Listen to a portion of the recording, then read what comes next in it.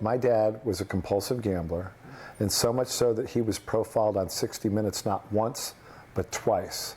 First time in 1976, and they actually did a follow-up in 1986. Well, to understand my dad, you'd have to know a little bit about my dad. My dad's name was Irving North, grew up in Brooklyn, New York. He was a degenerate compulsive gambler. He never had a legitimate job until very late in life, where he actually drove a cab in Vegas and spent a lot of time in and out of prison, got arrested quite a bit. We spent most of my younger days always somewhere on the run. So I was in no less than 10 different schools before I was in the 11th grade, possibly in 3 or 4 different states, because he was always running from someone, either running from the local authorities, federal authorities, bookmakers, Shylocks. You know, when the well ran dry, you know, he was out the door, and we followed him. I mean, we were, you know, he was still my dad, and that's the only life I knew growing up as a kid.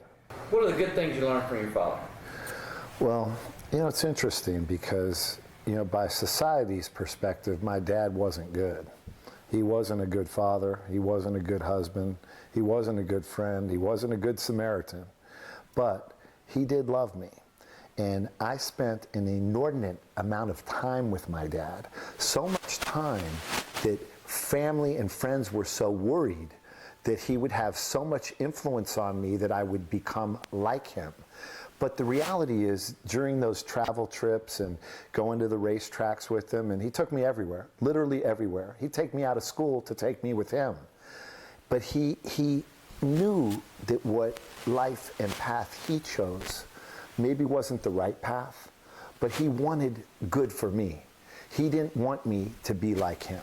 So he would try to give me life's lessons on how to behave and how to survive. And the one thing he wanted so badly, because he was worried, because I was a really nice, soft, gentle kind of kid, which scared him, because he thought that I wouldn't survive in his world and I was destined for his world.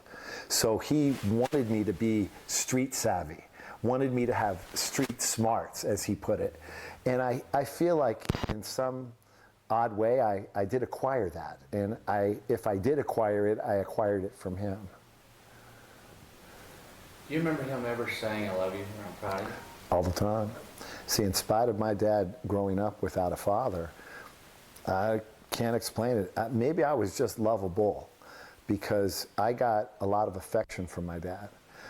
In the eye of a tornado or storm, so to speak, in which we grew up in because of him, man, I was always reminded of love. And I would say that in my dad's case, maybe not in everybody's case that grew up similarly, but for sure in my father's case, in the early stages, a lot of love made up for a lot of bad parenting. How do you think that relationship, that close relationship with your father, shaped you as a young man? Well, it was important because I had so much love from both parents, but even from my dad. I think that he saw something in me. I think what my father believed is that he couldn't be all that bad to have had such a good kid. And this would be more his words than mine. I don't know how good of a kid I was, but certainly to him, in his eyes, when I was little, he saw that, hey, judge me how you want, but that's mine. Does that make sense? Absolutely. Yeah. Yeah, it does. I think that's good. What are the bad things you learned from your father? Well, a lot. You know, the bad things is I learned that one place I never want to end up is in prison. Never want to end up in jail. I learned that there's no right way to do a wrong thing. I think that my father's intentions were usually probably pretty good, but the way he went about them were always bad. And no matter how hard he tried to do something good the wrong way, it always failed. Is there something that you wish your dad would have told you but never did? No, I mean, I was told that I was loved quite a bit, so there was no question there. I just, I can't think of anything that, we had a lot of communication even towards the end of his life. So we weren't short on words with each other. Sometimes they weren't always the words each of us wanted to hear, but I don't think that anything was left out. Sometimes I wish things were left out, but they really weren't. Is there anything that you wished he would have showed you? For example, my growing up, without the father, it was, man, I wished he would have been around to show me how to fish, how to hunt, how to fix a car, how to do some of that stuff. And that was part of why I think I was, even to this day, I get frustrated as a father and a husband that when my water heater breaks, I can't just go over there and fix it because I don't know how.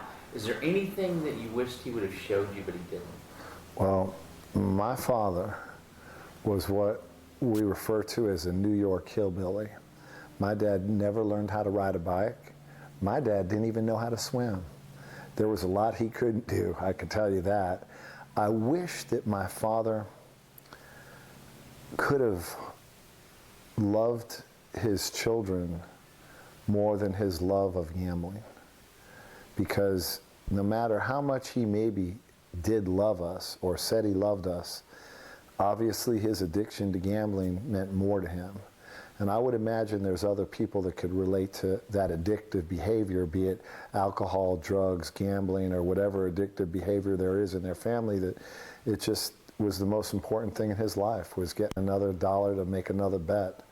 And I wish that he could have seen things a little differently, because I think that things could have been a little bit differently. So the example that your dad set as a husband and as a father, how has that impacted your life? Well, I don't know how much my dad's behavior, because, from the time I was 16 to the time I was in my 20s, and a lot of time in between, he was in prison.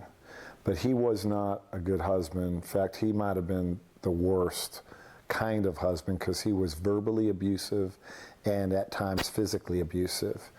And I think it has a dramatic effect on you when your parents are in that kind of environment. And there were some deep, deep wounds, maybe even some that still need healing. I don't know, you never know.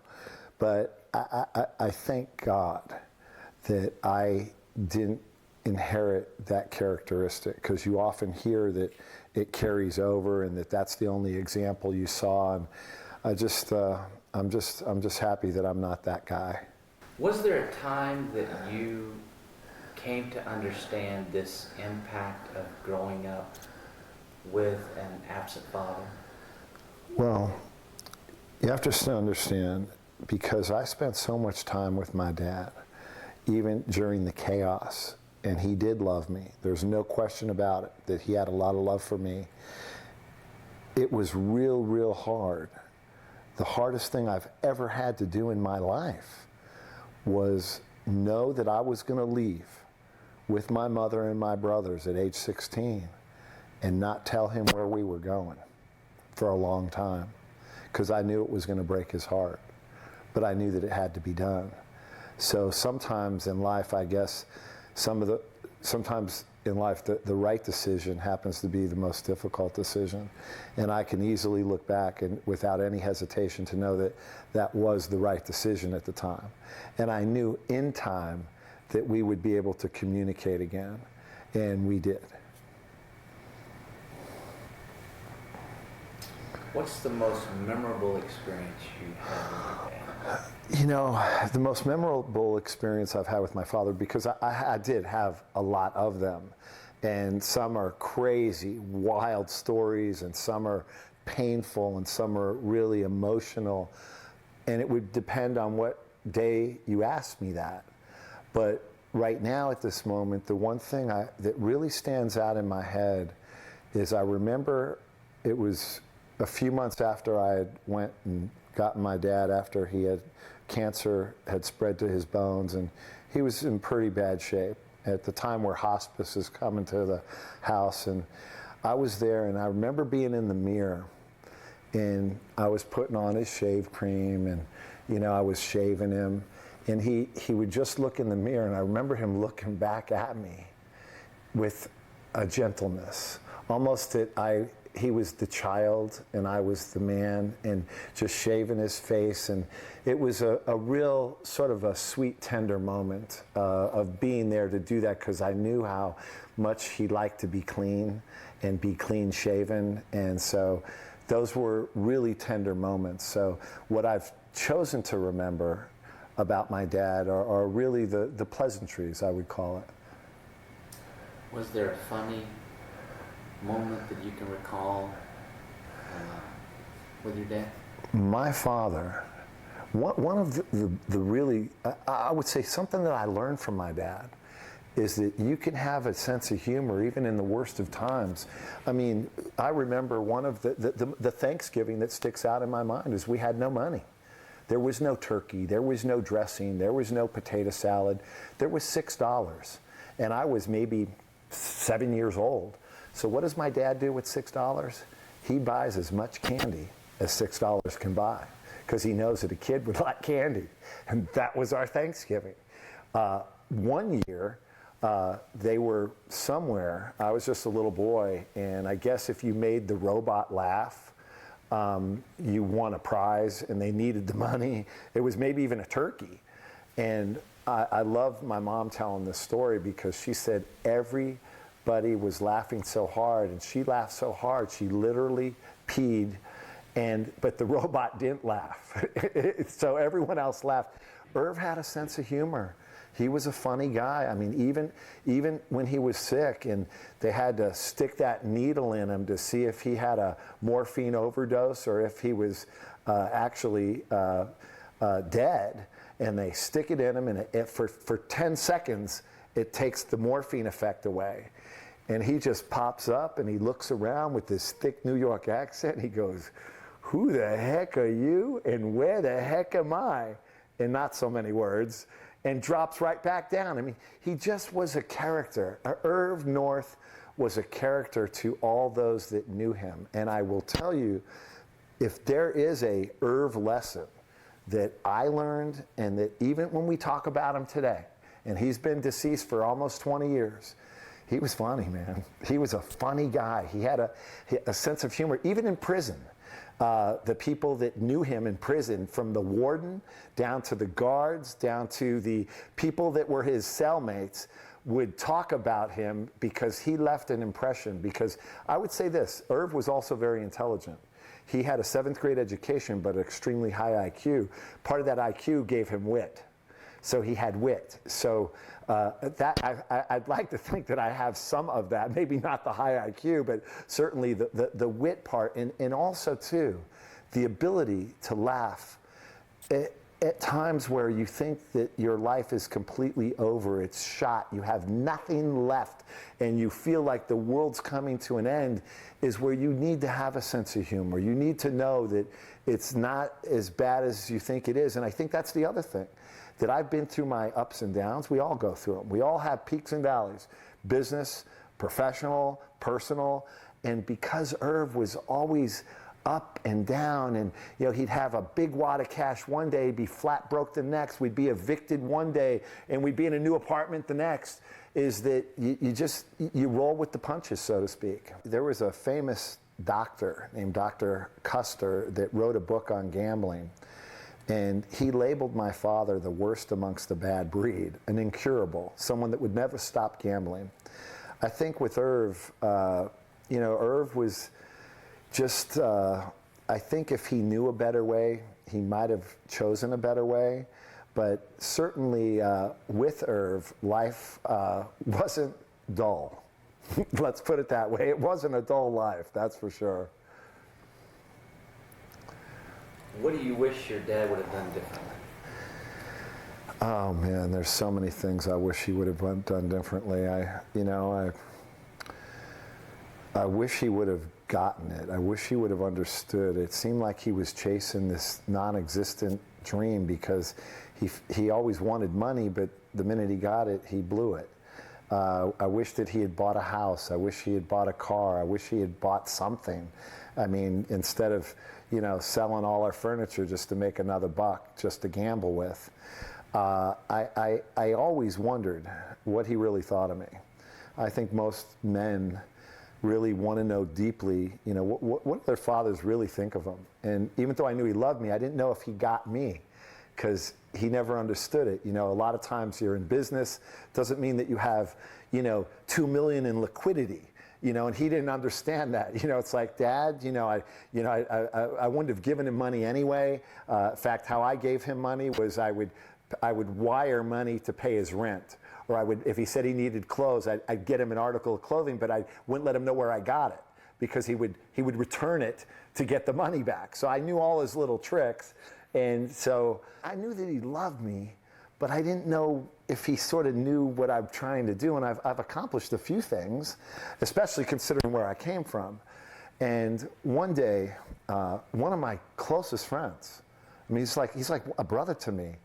The woman he ended up marrying, she knew me way before she even knew him. But I didn't know that they were even together at the time they got together. She was a model, and she went on a bachelorette trip to Las Vegas. And they jump in this guy's cab. And I'll get emotional on this one. And it's 4 beautiful women in my dad's cab. And he's like, yeah, where you from?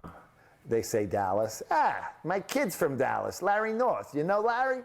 And Tyler did. What are the odds? Tyler knew me, and this is early 90s. I'd been doing some radio, but certainly wasn't a household name.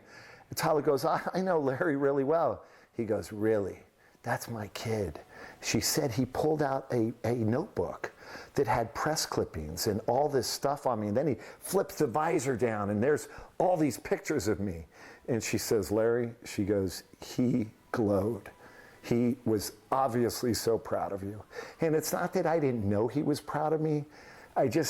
Here he is driving a cab, and we weren't even speaking to each other. So it's one of those things. It's not bad tears, it's just, emotional, because I think about him. I still love him. If you could say one thing to your father right now, what would it be?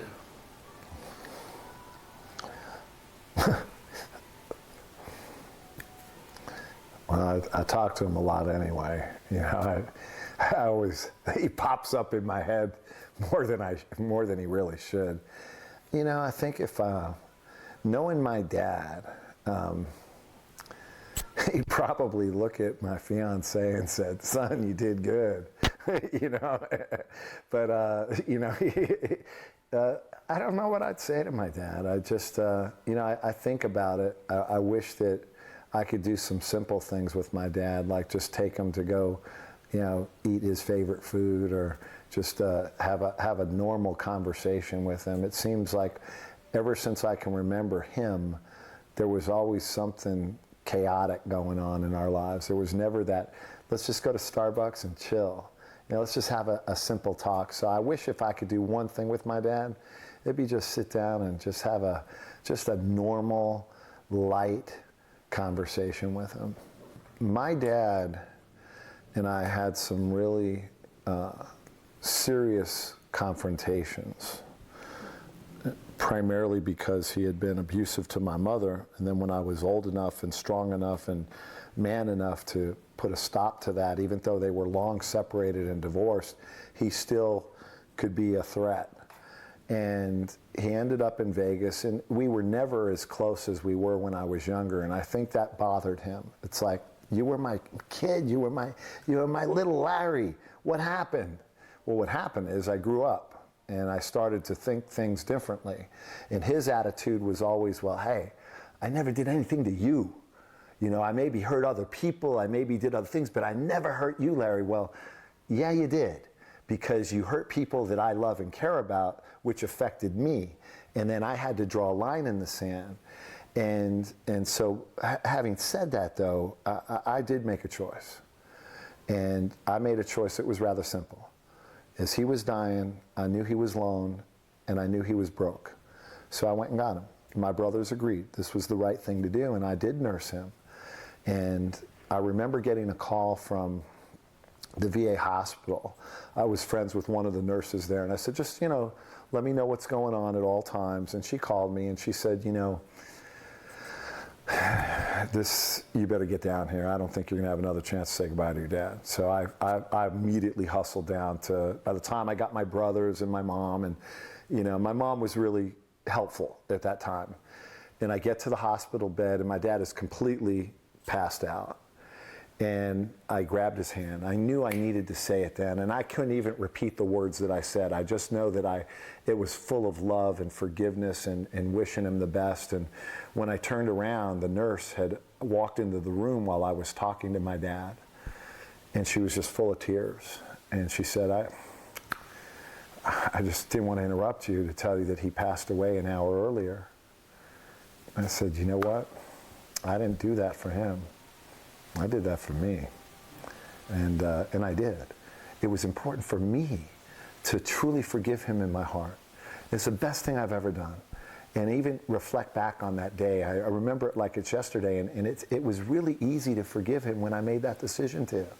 And so I hope that he knows that I did, but more importantly, I know I did.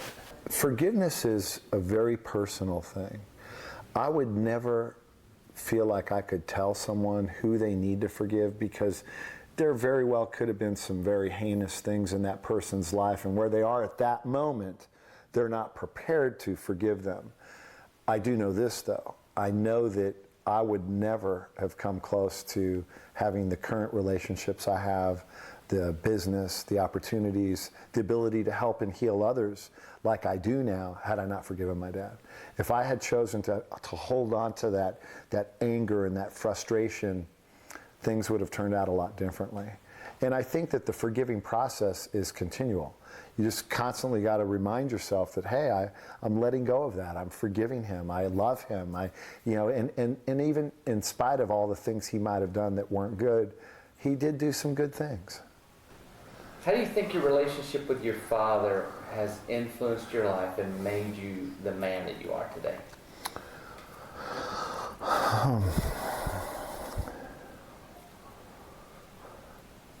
I don't know how much credit I would give my father for who I am right now, but certainly there's a part of him that's in me. There's no question.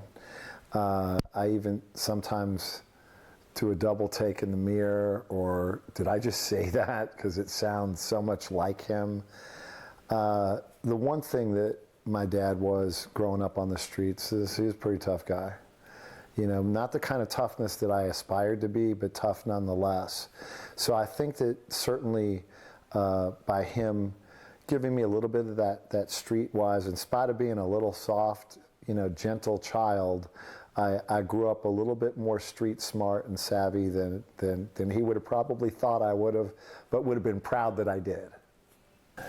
If you had a friend who was going to be a father for the first time, what advice would you give him? Here's the advice I'd give any expecting father, maybe even a current father.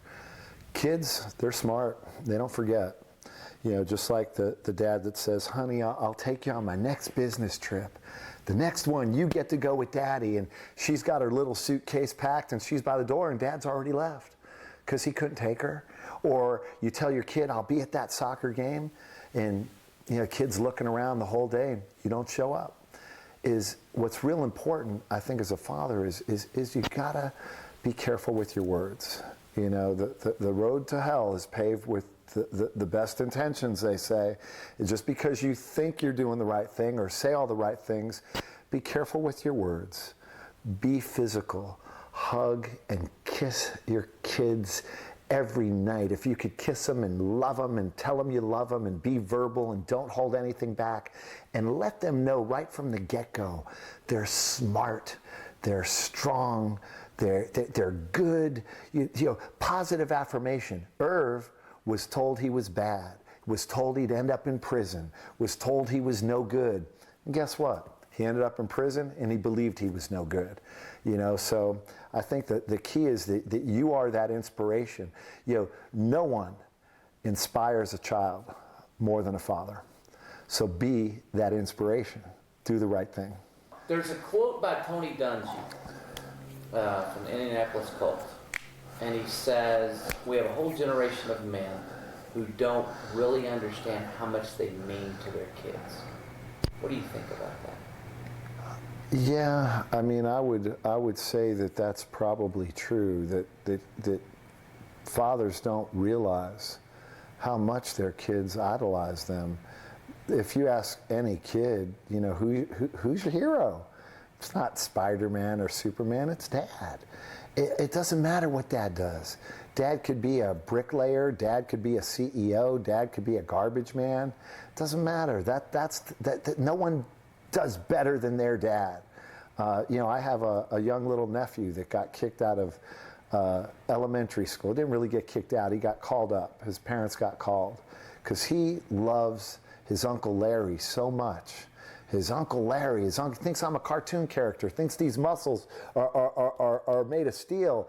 And the kids were arguing who could beat up who, Superman or Batman, and he throws his Uncle Larry into the mix, but was so passionate. He goes, Uncle Larry could beat up Superman. And they got into like a little fight. He's a kid in kindergarten. Well, your kids, you're their Superman. You are their Superman. It doesn't matter if Dad is athletic, if Dad's skinny, if Dad's never thrown a football in his life. You're the hero. So you have to wear that hero role, but I don't think all the fathers realize it. So in essence, if I'm right, and Tony Dungy's right by his comment, then we have a lot of heroes in our world, you know, but they have to act like it. You know, I think fatherhood is not about perfection. It's probably about just making progress. And I guess it's never too late to make up. I know people in their 40s and 50s and 60s that are still going through dad issues, and it's okay for their dad to speak up, show a tear, tell their kid they love them, give them a hug, send them a phone call, message, something, do something. It's just never too late. And I think that the favorite thing for a father from his kids, and maybe the favorite thing from a kid's to the father, is not any, you know, iPad or any Game Boy or any flat screen TV or even a Ferrari. I think TIME, time, is the best gift that you could give each other. Watch the Father Effect movie for free on YouTube.